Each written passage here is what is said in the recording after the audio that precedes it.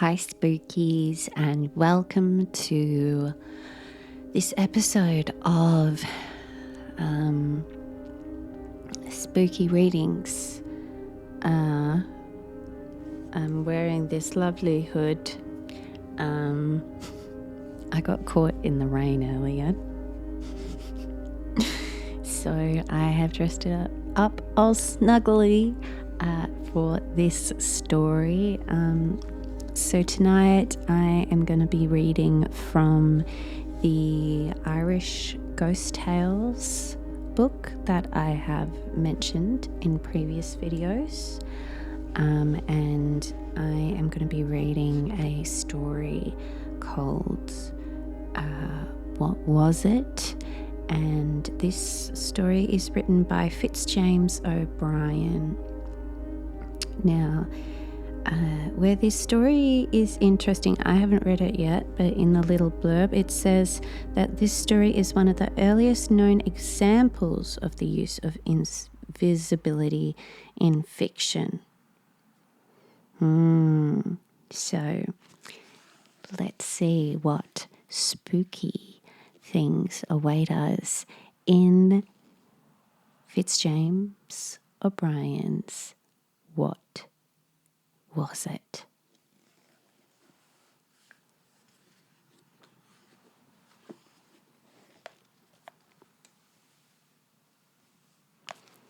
Now, this story is about in between 15 and 20 pages long. So it's going to be a bit longer than our last video, but hopefully a lot shorter than our first episode.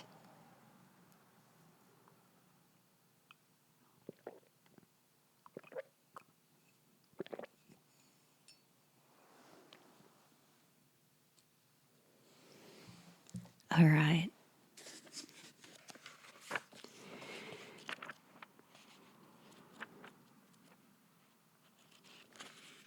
I hope you're ready. We're about to begin.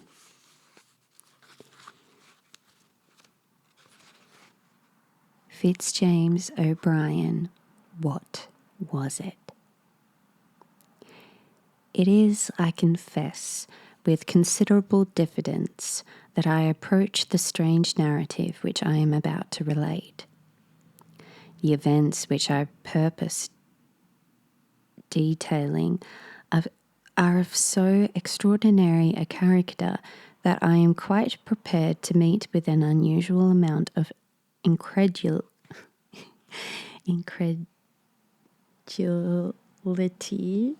and scorn. I accept all such beforehand. I have, I trust, the literary courage to face unbelief. I have, after mature consideration, resolved to narrate in as simple and as straightforward a manner as I can compass some facts that passed under my observation in the month of July last. Facts which, in the annals of the mysteries of physical science, are wholly unparalleled. I live at number 26th Street in New York. The house is, in some respects, a curious one. It has enjoyed for the last 2 years the reputation of being haunted. It is a large and stately residence, surrounded by what was once a garden, but is now only a green enclosure used for bleaching clothes. The dry basin of what has been a fountain and a few fruit trees, ragged and unpruned, indicate that this spot in past days was a pleasant, shady retreat filled with fruits and flowers and the sweet murmur of waters. The house is very spacious. A hall of notable size leads to a large spiral staircase winding through its centre, while the various apartments are of imposing dimensions. It was built some 15 or 20 years since by a Mr. A, the well-known New York merchant, who 5 years ago threw the commercial world into convulsions by a stupendous bank fraud. Mr. A, as everyone knows, escaped to Europe and died not long after of a broken heart. Almost immediately after the news of his decease reached this country and was verified, the report spread in 26th Street that number was haunted. Legal measures had dispossessed the widow of its former owner, and it was inhabited merely by a caretaker and his wife, placed there by the house agent into whose hands it had passed for the purposes of renting or sale. These people declared that they were troubled with unnatural noises. Doors were opened without any visible agency. The remnants of furniture scattered through the various rooms were, during the night, piled one upon the other by unknown hands. Invisible feet passed up and down the stairs in broad daylight, accompanied by the rustle of unseen silk dresses and the gliding of viewless hands along the massive balusters. The caretaker and his wife declared they would live there no longer. The house agent laughed, dismissed them, and put others in their place. The noises and supernatural manifestations continued. The neighbourhood caught up to the story, and the house remained untenanted.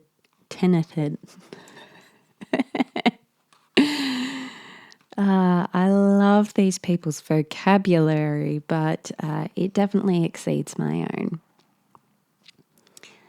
So, the house agent laughed, dismissed them, and put others in their place. The noises and supernatural manifestations continued. The neighbourhood caught up the story, and the house remained empty for 3 years. Several persons negotiated for it, but somehow, always before the bargain was closed, they heard the unpleasant rumours and declined to treat any further.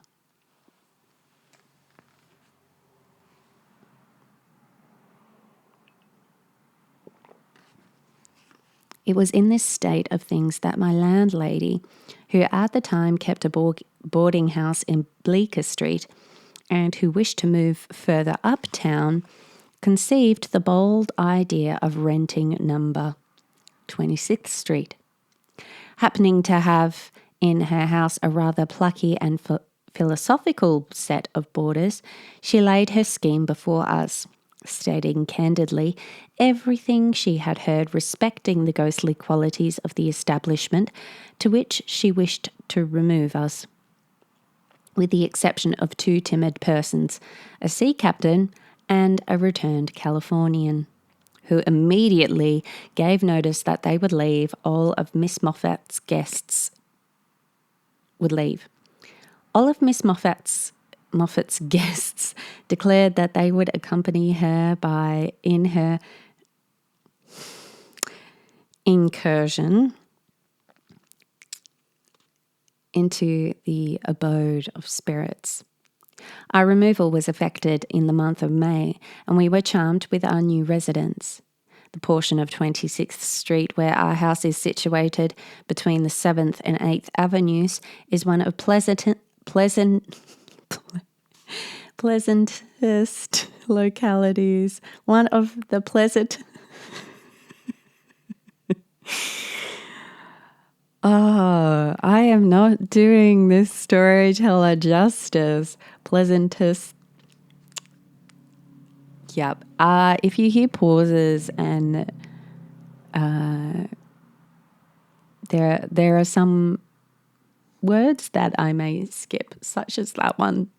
But I'm going to try and tell it the best that I can, guys.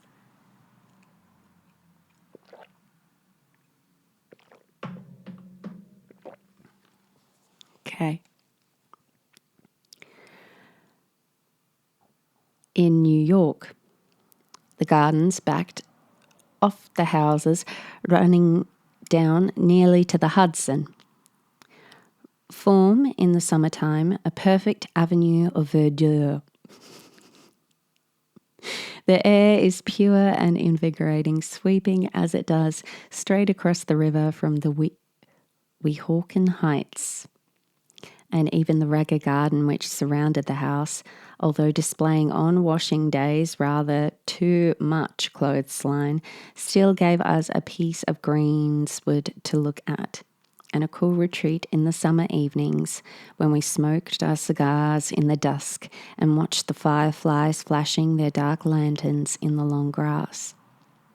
Of course, we had no sooner established ourselves at number when we began to expect ghosts. We absolutely awaited their advent with eagerness. Our dinner conversation was supernatural. One of the boarders who had purchased Mrs. Crow's Night Side of Nature for his own private delectation, was regarded as a public enemy by the entire household for not having bought 20 copies. The man led a life of supreme wretchedness while he was reading this volume. A system of espionage was established, of which he was the victim. If he incautiously laid the book down for an instant and left the room, it was immediately seized and read aloud in secret places to a select few. I found myself a person of immense importance, it having leaked out that I was tolerably, I always struggle with that one. I was well versed in the history of supernaturalism and had once written a story, the foundation of which was a ghost. If a table or a wainscot panel happened to warp, then we were assembled in the large drawing room. There was an instant silence, and everyone was prepared for an immediate clanking of chains and a spectral form. After a month of psychological excitement, it was with the utmost dissatisfaction that we were forced to acknowledge that nothing in the remotest degree approaching the supernatural had manifested itself. Once the black butler asseverated that his candle had been blown out by some invisible agency while he was undressing himself for the night. But as I had more than once discovered this gentleman in a condition where one candle must have appeared to him like two, thought it possible that by going a step further in his potations, he might have reversed this phenomenon and seen no candle at all where he ought to have beheld one. Has anyone heard of the word asseverated? That is the first time I've ever seen that word in my life. At least I'm more familiar with the other words I can't pronounce.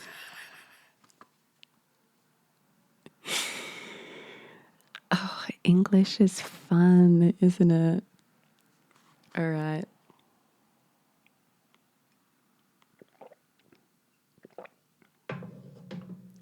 Things were in this state when the accident took place, so awful and inexplicable in its character that my reason fairly reels at the bare memory of the occurrence. It was the 10th of July.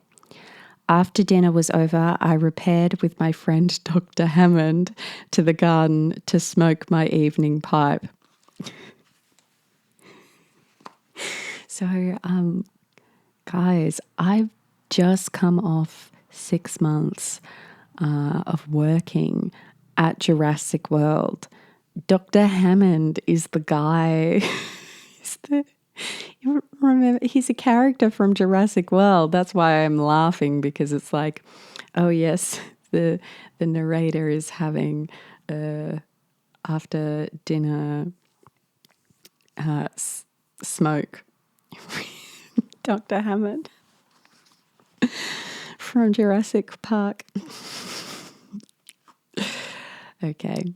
Independent of certain mental sympathies which existed between the doctor and myself, we were linked together by a vice. We both smoked opium. Things are about to get freaky. We knew each other's secret and respected it. We enjoyed together that wonderful expansion of thought, that marvelous intensifying of the perceptive faculties, that boundless feeling of existence when we seem to have points of contact with the whole universe. In short, that unimaginable spiritual bliss which I would not surrender for a throne, and which I hope you, reader, will never ever taste. Look, I've never had opium, as far as I know. I have had, when I had my wisdom teeth out, they gave me codeine to take home as pain relief, just like a really small pack of codeine from the hospital. Because I had 4 removed at once. And I tell you what, oh my God. Like, it didn't feel like, expansion of thoughts like the author O'Brien says, but when people say cloud 9, that's codeine. And as soon as I took it, I was like, this feels so good. I must never, ever have this drug again. Because I was like, it's too good. I would get addicted. But no, I've never had opium, although common poppies are actually my favorite flower. Sorry, poppies, opium, that's how my brain works. I don't even think you can get opium from common poppies, though. I think it's a special kind of poppy, isn't it? Although people make poppy tea and then they die because they're trying to get high of it. Moral of the story that O'Brien says here is never, ever, ever taste drugs. Don't do drugs, kids. These hours of opium happiness, which the doctor and I spent together in secret, were regulated with scientific accuracy. We did not blindly smoke the drug of paradise and leave our dreams to chance. While smoking, we carefully steered our conversation through the brightest and calmest channels of thought. We talked of the East and endeavoured to recall the magical panorama of its glowing scenery. We criticised the most sensuous poets, those who painted life ruddy with health, brimming with passion, happy in the possession of youth and strength and beauty. If we talked of Shakespeare's Tempest, we lingered over Ariel and avoided Caliban. Like the goobers, we turned our faces to the east and saw only the sunny side of the world.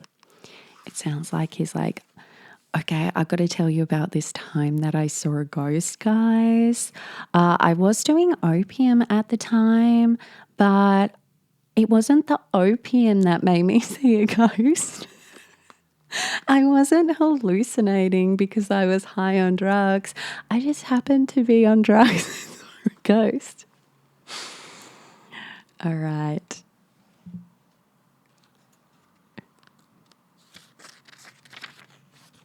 Beautiful. Okay, my friends. All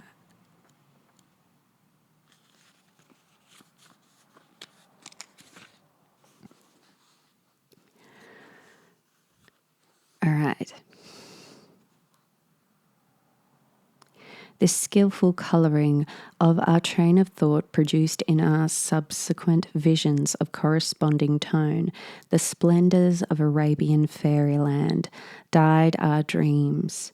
We paced the narrow strip of grass with the tread of and port of kings, the song of the Rana Habaria, while he clung to the bark of the ragged plum tree, sounded like the strains of divine musicians.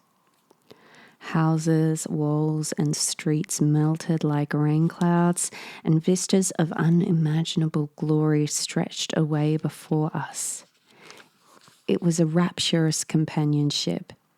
We enjoyed the vast delight more perfectly because even in our most ecstatic moments, we were conscious of each other's presence.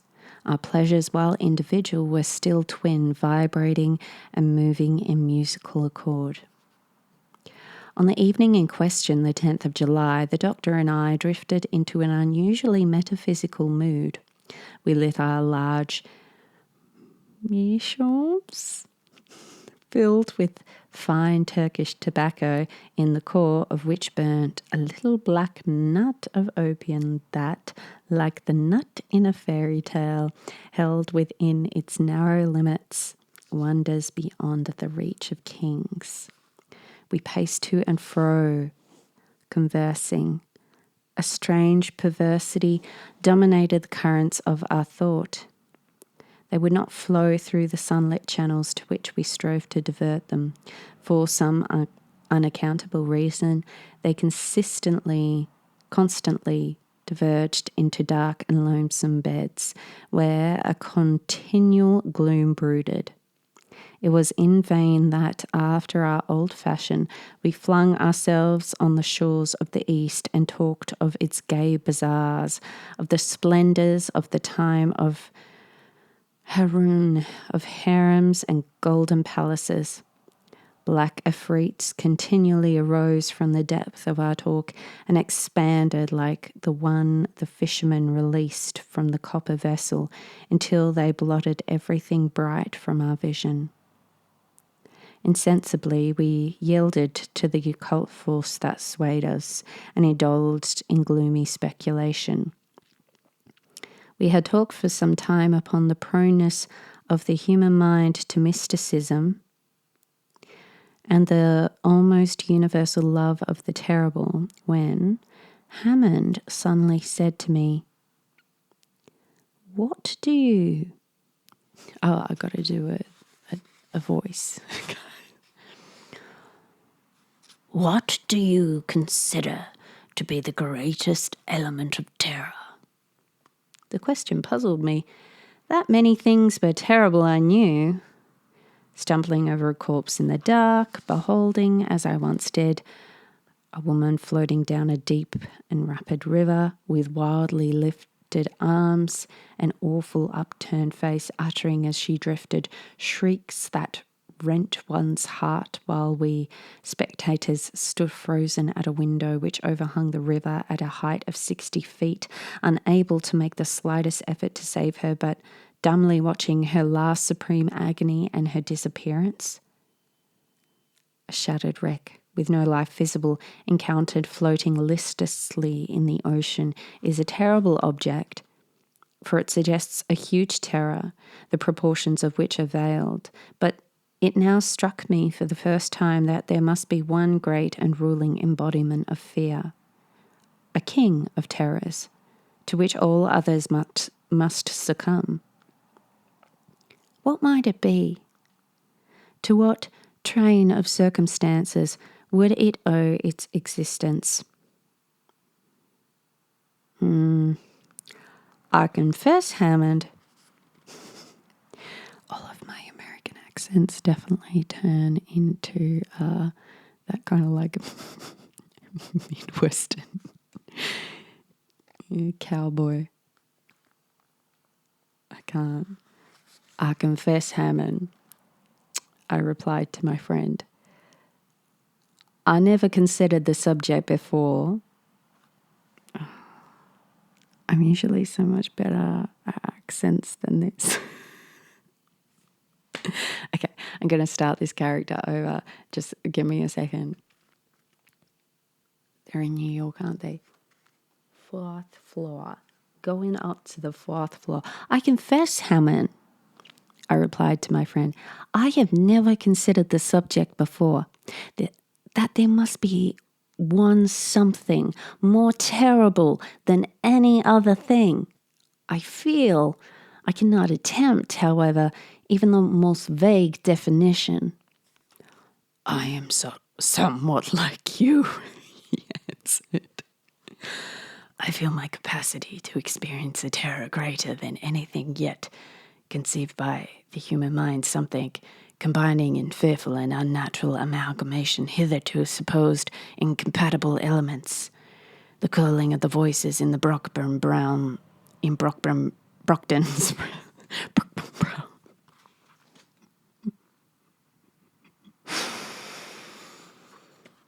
Brockton Brown's novel of Wieland is awful. So is the picture of the dweller by the threshold in Bulwer-Snowey. But, he added, shaking his head gloomily, there is something more terrible than those. Look here, Hammond, I rejoined. Let us drop this kind of talk for heaven's sake. We shall suffer for it, depend on it. My only excuse to their voices is that these characters remember they're high at the time that this is happening. I don't know what's the matter with me tonight, he replied, but my brain is running upon all sorts of weird and awful thoughts. I feel as if I could write a story like Hoffman tonight, if I were only master of a literary style. And that, my friends, is the real horror. I'm kidding.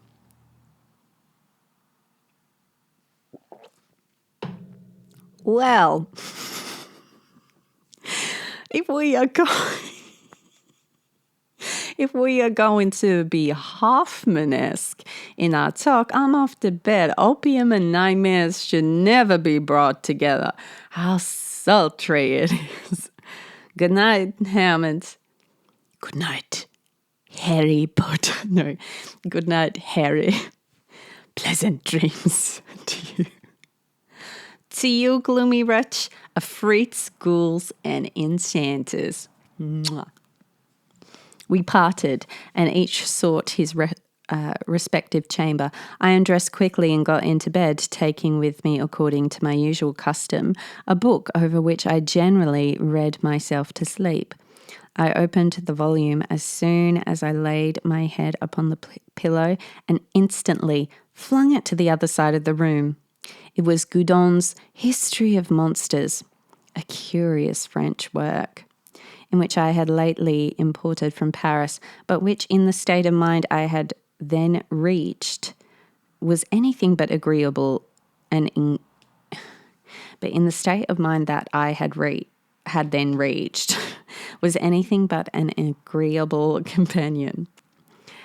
I resolved to go to sleep at once, so, turning down my gas until nothing but a little blue point of light glimmered on top of the tube, I composed myself to rest.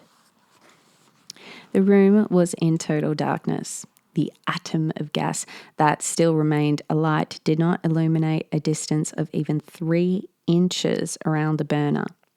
I desperately drew my arm across my eyes as if to shut out even the darkness and tried to think of nothing.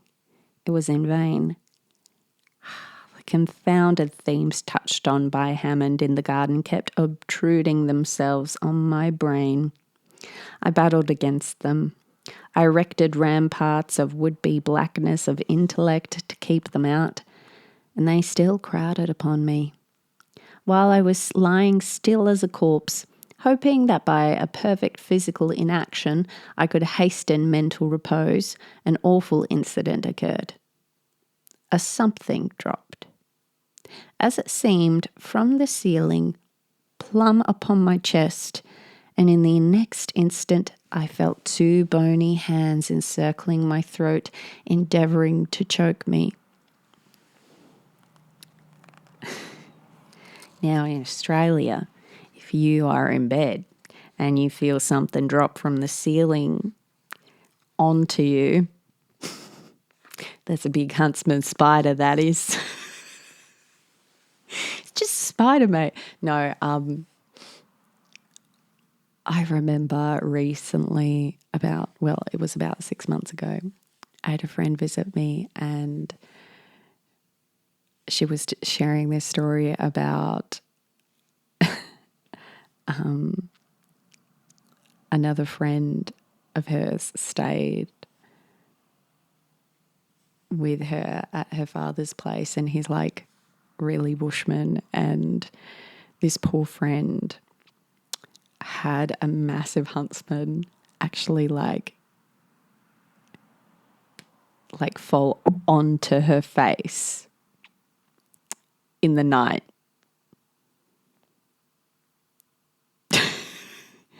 And it was big and it was angry. And this is why people are scared of coming to Australia. It doesn't usually happen, guys. I mean, I've had a huntsman on my ankle as a kid in a car, but I've never had one on my face. Anyway, I can't remember all the details of the story, so I won't. But just so you know, this scary scenario is just a huntsman if it was in modern day Australia. So where we left off, plumb upon my chest, and then the next instant I felt two bony hands encircling my throat, endeavouring to choke me. I am no coward, and I am possessed of considerable physical strength. This is not me I'm talking about. This is the narrator of the story. The suddenness of the attack, instead of stunning me, strung every nerve to its highest tension. My body acted from instinct. Before my brain had time to realize the terrors of my position, in an instant, I wound two muscular arms around the creature and squeezed it with all the strength of despair against my chest. In a few seconds, the bony hands that had fastened on my throat loosened their hold, and I was free to breathe once more. Then commenced a struggle of awful intensity. Immersed in the most profound darkness, totally ignorant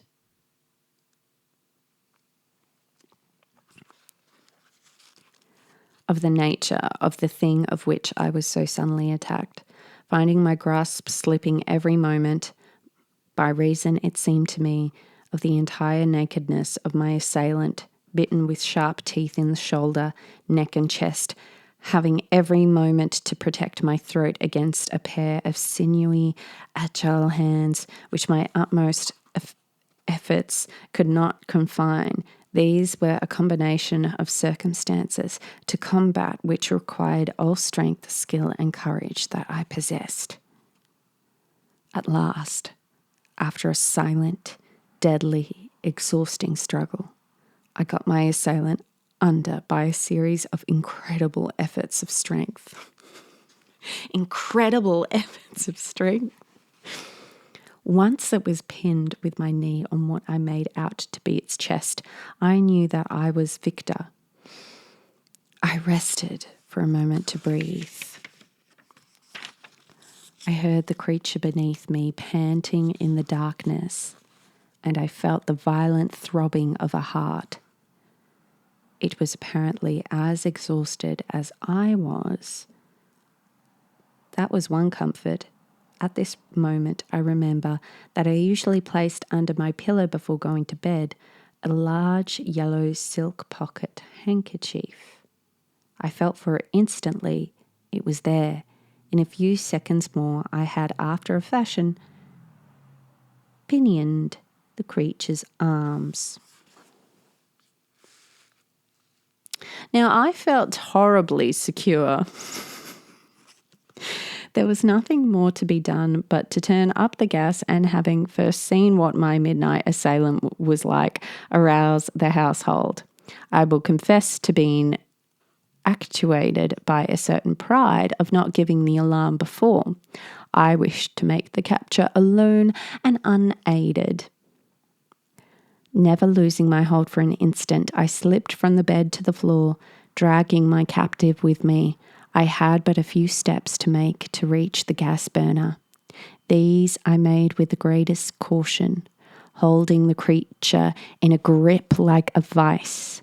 At last, I got within arm's length of the tiny speck of blue light which told me where the gas burner lay. Quick as lightning, I released my grasp with one hand and let on the full flood of light. Then I turned to look at my captive. I cannot even attempt to give any definition of my sensations the instant after I turned on the gas. I suppose I must have shrieked with terror, for in less than a minute afterwards my room was crowded with the inmates of the house. I shudder now as I think of that awful moment.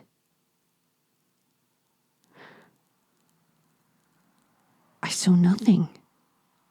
Yes, I'd one arm firmly clasped around a breathing, panting, corporal shape. My other hand gripped with all its strength a throat as warm, as apparently fleshy as my own, and yet with this living substance in my grasp, with its body pressed against my own, and all in the bright glare of a large jet of gas, I absolutely beheld nothing, not even an outline of vapour. I do not, even at this hour, realise the situation in which I found myself. I cannot recall the astounding incident thoroughly. Imagination in vain tries to compass the awful paradox. It breathed. I felt its warm breath upon my cheek. It struggled fiercely. It had hands. They clutched me. Its skin was smooth like my own. There it lay, close up against me, solid as stone, and yet utterly invisible. I wonder that I did not faint or go mad on the instant. Some wonderful instinct must have sustained me, for absolutely, in place of loosening my hold on the terrible enigma, I seemed to gain an additional strength in my moment of horror and tighten my grasp with such wonderful force that I felt the creature shivering with agony. Just then Hammond entered my room at the head of the household. As soon as he beheld my face, which I suppose must have been an awful sight to look at, he hastened forward, crying, "Great heaven, Harry, what has happened?"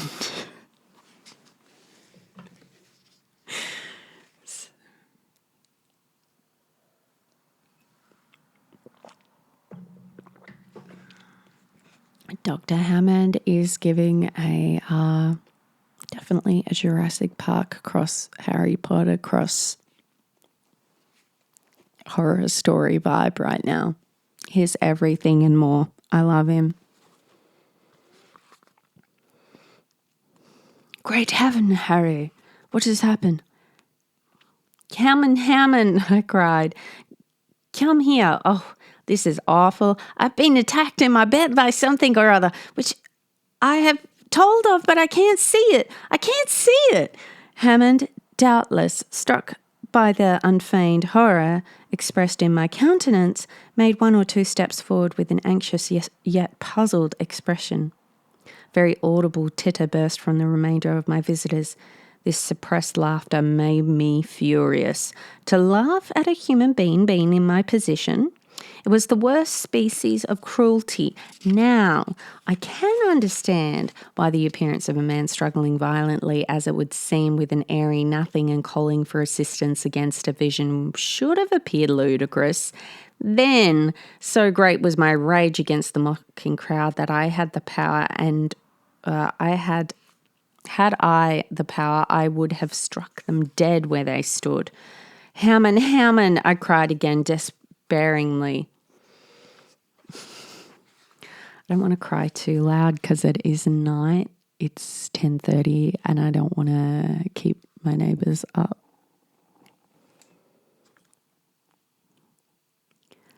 For God's sake, come to me. I can hold the thing, but a short while longer. It's overpowering me. Help me. Harry, whispered Hammond. approaching me. You have been smoking too much opium. I swear to you, Hammond, that this is no vision, I answered in the same low tone. Don't you see how it shakes my whole frame when it struggles? If you don't believe me, convince yourself. Feel it, touch it. Hammond advanced and laid his hand in the spot I indicated. A wild cry of horror burst from him. He had felt it.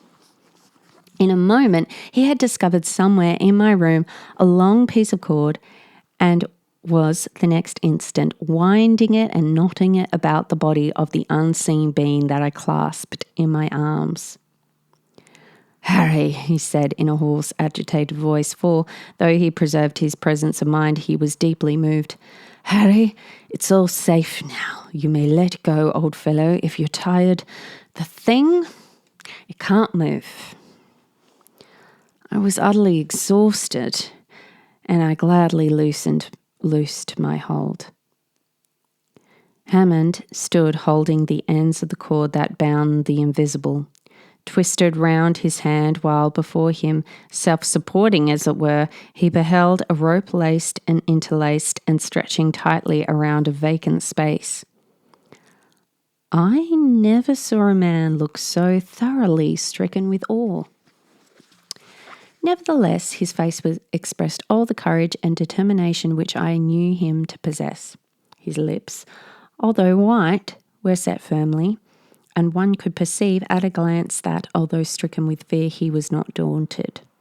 The confusion that ensued amongst the guests of the house, who were the witnesses of this extraordinary scene between Hammond and myself, who beheld the pantomime of binding this struggling something, who beheld me almost sinking from physical exhaustion, when my task of jailer was over,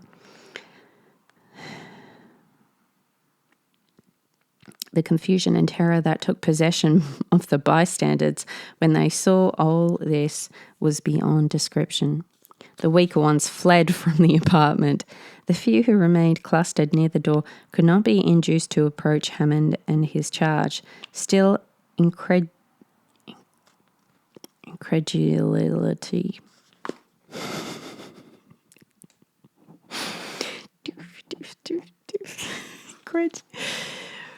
Okay.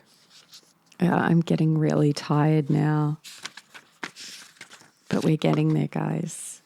It's a great story. I love this one.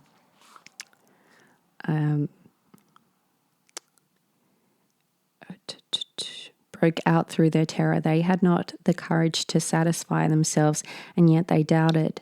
It was in vain that I begged for some of the men to come near and convince themselves by touch of the existence in that room of a living being which was invisible. They were incredulous, but did not dare to undeceive themselves. How could a solid, living, breathing human body be invisible, they asked. My reply was this. I gave a sign to Hammond, and both of us, conquering our fearful repugnance to touch the invisible creature, lifted it from the ground, manacled as it was, and took it to my bed. Its weight was that of a boy of 14. Now, my friends... Oh, wrong character. Now, my friends, I said as Hammond and I held the creature suspended over the bed, I can give you self-evident proof that here is a solid, ponderable body, which, nevertheless, you can't see. You cannot see. Be good enough to watch the surface of the bed attentively. I was astonished at my own courage in treating this strange event so calmly, but I had recovered from my first terror and felt a sort of scientific pride in the affair which dominated every other feeling. I think it's just like the accent that whatever accent it is that I'm giving it, it's giving very much like, I don't know, to me, like presenting to you the hairy lady, like freak show vibes. Old school freak show vibes. And if you are a hairy lady, you are absolutely beautiful. I, for one, do not shave my moustache. I do not shave my moustache, guys, and I do not pluck my eyebrows. And that, yes, is a personal flex of mine.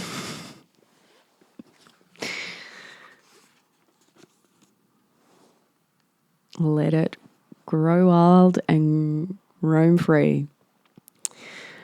All right. Where were we? The eyes of the bystanders were immediately fixed on my bed. At a given signal, Hammond and I let the creature fall. There was a dull sound of a heavy body alighting a soft mass. The timbers of the bed creaked. A deep impression marked itself distinctly on the pillow and the bed on the bed itself. The crowd who witnessed this gave a low cry and rushed from the room. Hammond and I were left alone with our mystery.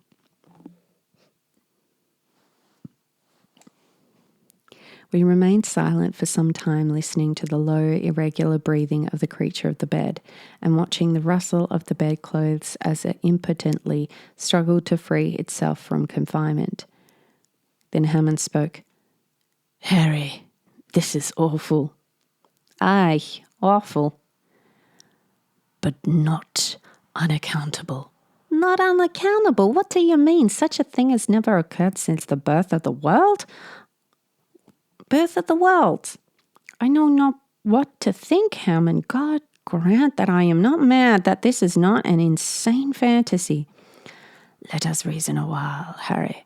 There is a solid body which we touch, but which we cannot see. The fact is so unusual that it strikes us with terror. Is there no parallel, though, for such a phenomenon? Take a piece of pure glass. It is tangible and transparent. A certain chemical coarseness is all that prevents its being so entirely transparent as to be totally invisible. It is not theoretically impossible, mind you, to make a glass which shall not reflect a single ray of light, a glass so pure, so homogeneous in its atoms that the rays from the sun will pass through as they do through the air, refracted but not reflected. We do not see the air, and yet we feel it." "That is very well, Hammond, but these are inanimate substances. Glass does not breathe. Air does not breathe. This thing, it has a heart that palpitates, a will that moves it, lungs that respire." "You forget the phenomena of which we have so often heard of late," answered the doctor gravely, "at the meetings called spirit circles. Invisible hands have been thrust into the hands of those persons around the table, warm, fleshy hands that seem to pulsate with normal life." "What? Do you think then that this thing is—" "I don't know what it is," was the solemn reply. "But please the gods, I will, with your assistance, thoroughly investigate it." We watched together, smoking many pipes all night long. Regular pipes or opium pipes? Don't do drugs, kids. By the bedside of the unearthly being that tossed and panted till it was apparently wearied out. Then we learned by the low, regular breathing that it slept. The next morning, the house was all astir. The boarders congregated on the landing outside my room, and Hammond and I were lions. We had to answer 1,000 questions as to the state of our extraordinary prisoner, for as yet not one person in the house except ourselves could be induced to set foot in the apartment. The creature was awake. This was evidenced by the convulsive manner in which the bedclothes were moved in its efforts to escape. There was something truly terrible in beholding, as it were, those second-hand indications of the terrible writhings and agonized struggles for liberty which themselves were invisible. Hammond and I had racked our brains during the long night to discover some means of which we might realize the shape and general appearance of the enigma, as well as could make out by passing our hands over the creature's form. Its outlines and lineaments were human. There was a mouth, a round, smooth head without hair, a nose which was but little elevated above the cheeks, and its hands and feet felt like those of a boy. At first we thought of placing the being on a smooth surface and tracing its outlines with chalk, as shoemakers trace the outline of the foot. This plan was given up as being of no value. Such an outline would not give the slightest idea of its conformation. That is horrifying. If you were a ghost and you were captured and then they just touching you. Like, yeah. Oh my gosh. All right, guys. So we are very close to the end, but I am going to just quickly take a break because I'm exhausted, and we will come back for a final part. Hi, guys. I'm back. So the lighting's just a little bit funny because by reading this story, I've given myself a headache. So I am just going to wrap up this story nice and quietly. So, I'm sorry if it's not as vibrant as it was before, but we'll just finish it up. Okay. Oh, you're still a bit far away. Let me get the mic a bit closer. That's better. Can you hear me? Not really. I have to sit up. Okay. Okay. There we go.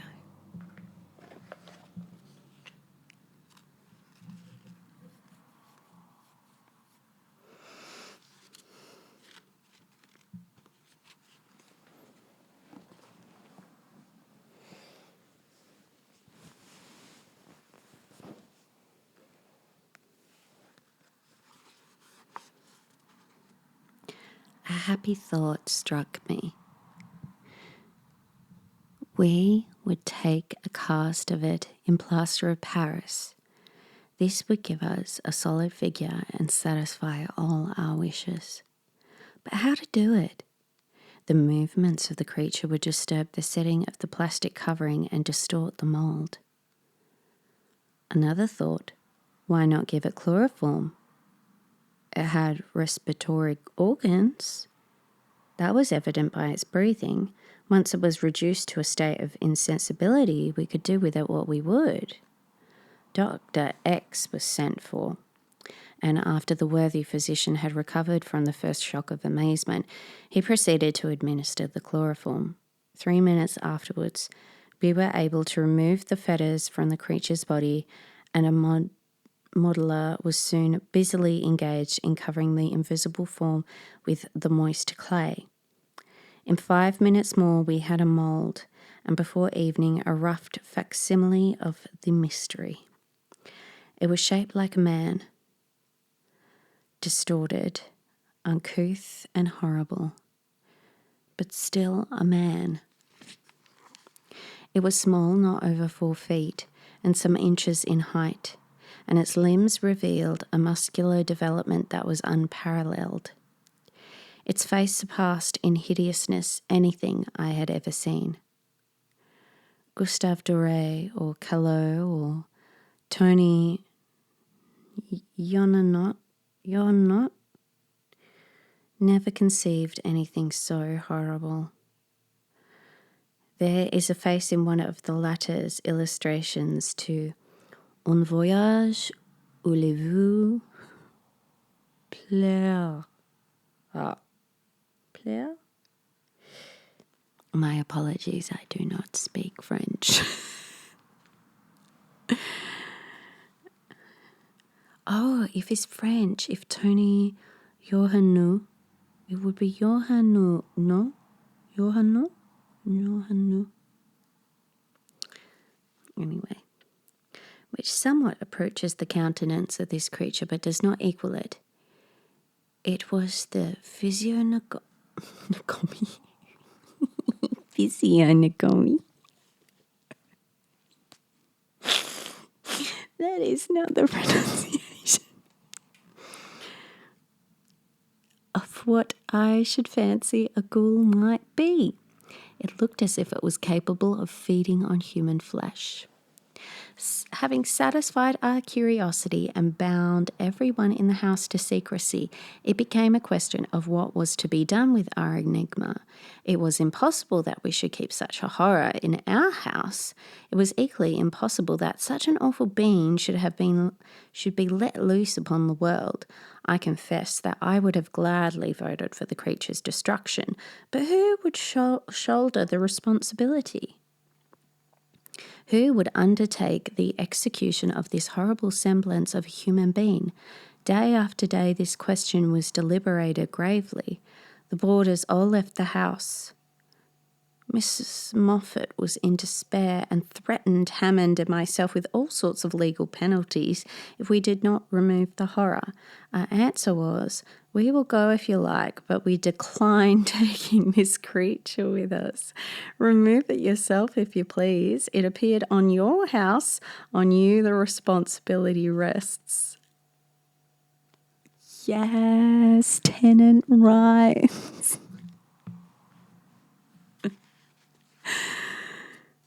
Suck it, Mrs. Moffat.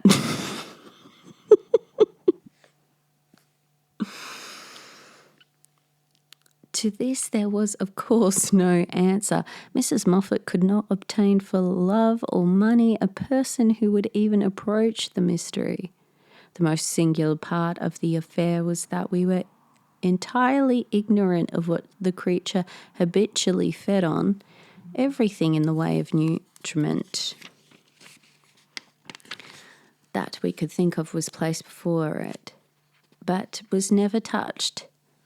It was awful to stand by day after day and see the clothes toss and hear the hard breathing and to know that it was starving.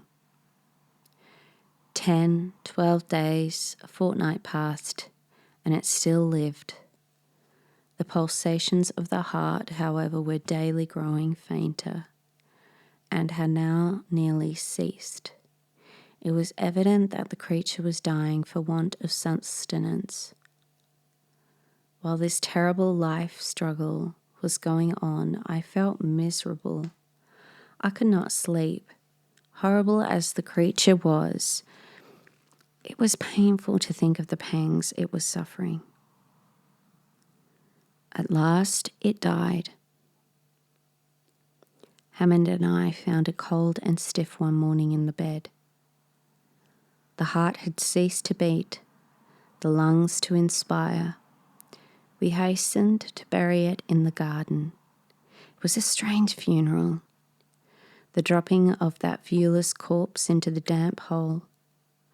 The cast of its form I gave to Dr. X, who keeps it in his museum on 10th Street. As I am on the eve of a long journey from which I may not return, I have drawn up this narrative of an event which was the most singular that has ever come to my knowledge. Ooh, and that was What Was It by Fitz-James O'Brien. Amazing. That was great. I love reading these different literature pieces because you can just see like how each and every author has their own beautiful use of the English language. For example,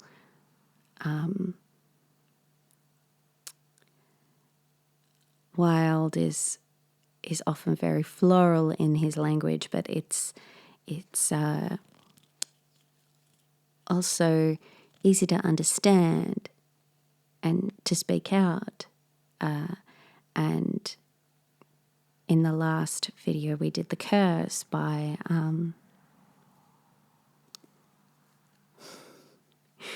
Yeats. You can tell I'm getting tired, my brain's slowing down and my eyes are closing, guys. Yeats was, you could tell by his language that he was a poet. And this guy, O'Brien, like the way that this piece is written, it's like it's more scientific in its use of the English language.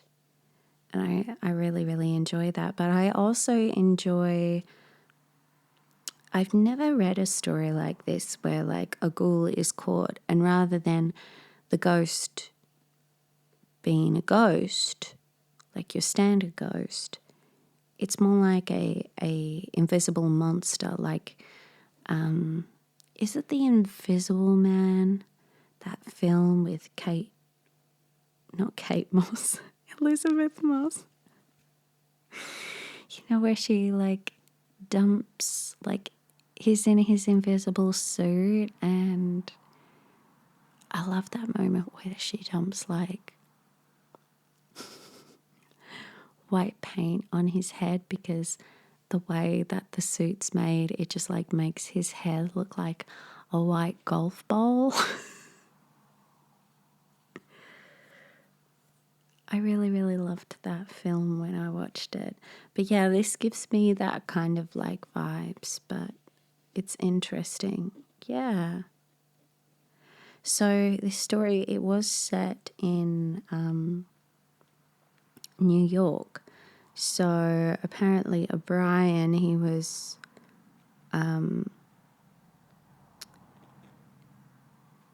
Irish, but he worked as a journalist. And so he didn't stay in Ireland. I think he went to England, and then he ended up moving to America, and I think he got killed in the American, which American War? Was it American Civil War?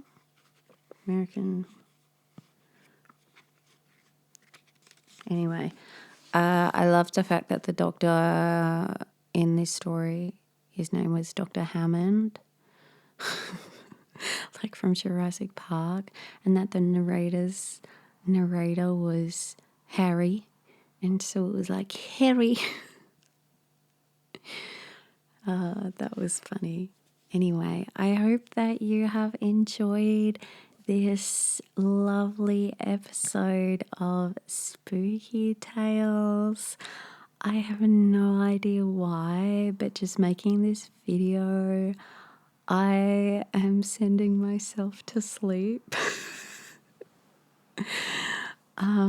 So with that being said, I hope you all have a good night and stay spooky, spookies, and that's what I'm going to call you guys who watch these, my spookies.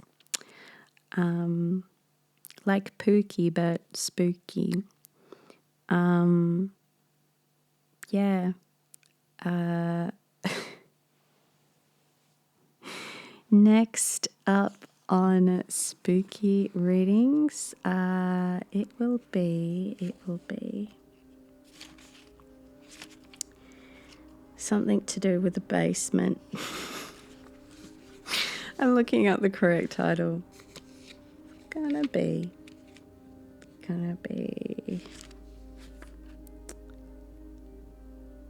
The Haunted Cellar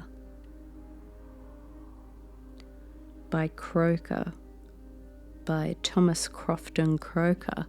I wonder who he is.